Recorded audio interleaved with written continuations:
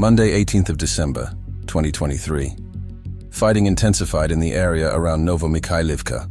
Russian forces were able to organize an attack on the positions of the Ukrainian armed forces from the northern direction by using units of the 20th Motorized Rifle Division. In addition, at the same time, the enemy was trying to break through from the Stepne and Solodki villages with the forces of units of the 39th Motorized Rifle Brigade.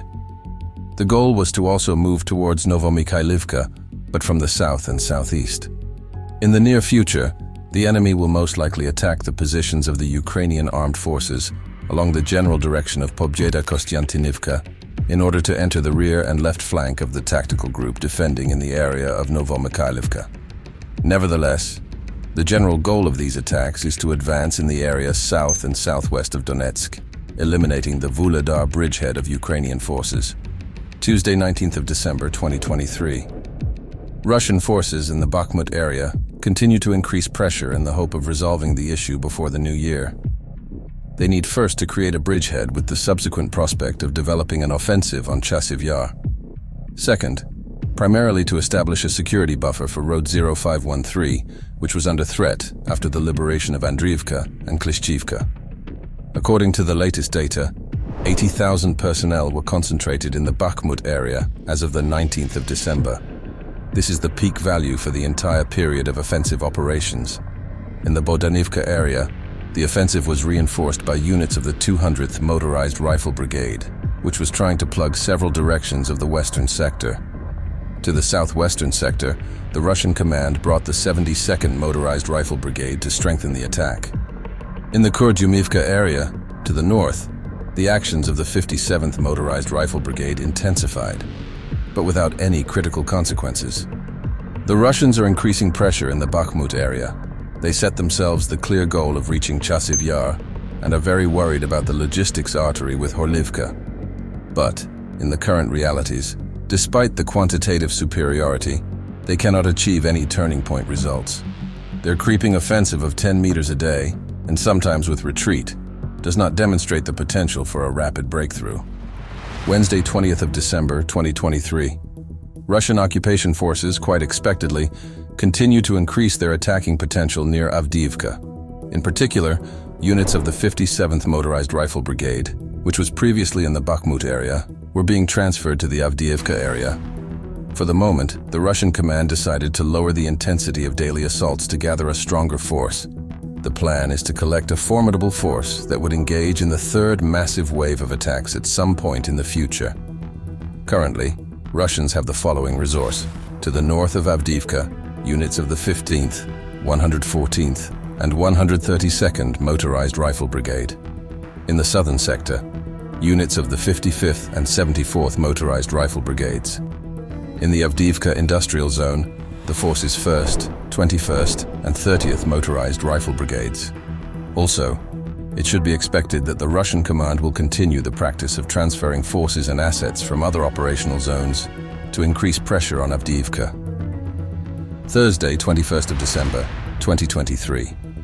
The axis of evil continues to work collaboratively towards terrorizing the world. In this regard, the Russian Federation expanded its partnership with Iran concerning the production and sale of Shahed-type drones. During the period between 15th to the 16th of December, up to 96 engines for this type of attack, UAVs and at least 120 units of their warheads were delivered to the territory of the Russian Federation by a military transport aircraft of the Iranian Air Force.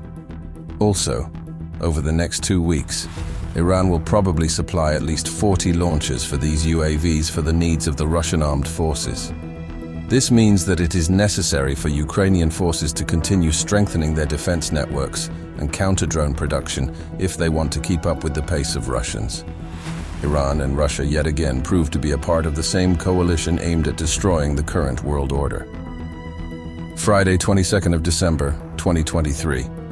The day was marked with bright news for the Ukrainian side coming from the aerial sector.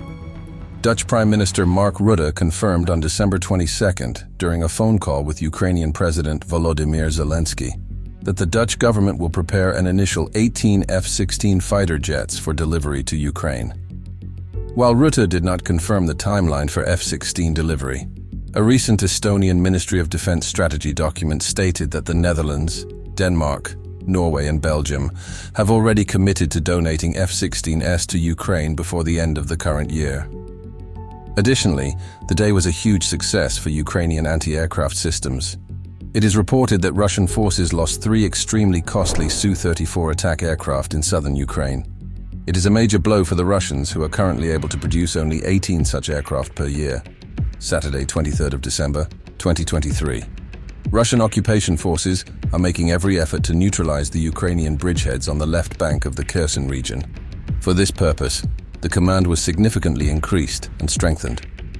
If at the beginning of November, the main power was about 64,000 personnel, now it is more than 74,000. However, Russians have not yet achieved the desired result. It is most likely that Commanding General Teplinsky will blame everything on the lack of forces and means and demand that the main force be increased to a number exceeding 80,000. Such an increase might be possible thanks to the available Crimean Defense Force that is being transferred on a daily basis. The inability of Russians to push back a small Ukrainian bridgehead with a massively larger force proves to be yet another major humiliation for the whole Russian military. Sunday, 24th of December, 2023. Russia's Black Sea Fleet's 810th Naval Infantry Brigade, operating in the area around Krinky, confirmed that it is deliberately using chemical weapons against Ukrainian forces. The brigade published a long post to its Telegram channel detailing a radical change in tactics. The tactics circle around dropping K-51 grenades from drones onto Ukrainian forces to smoke them out.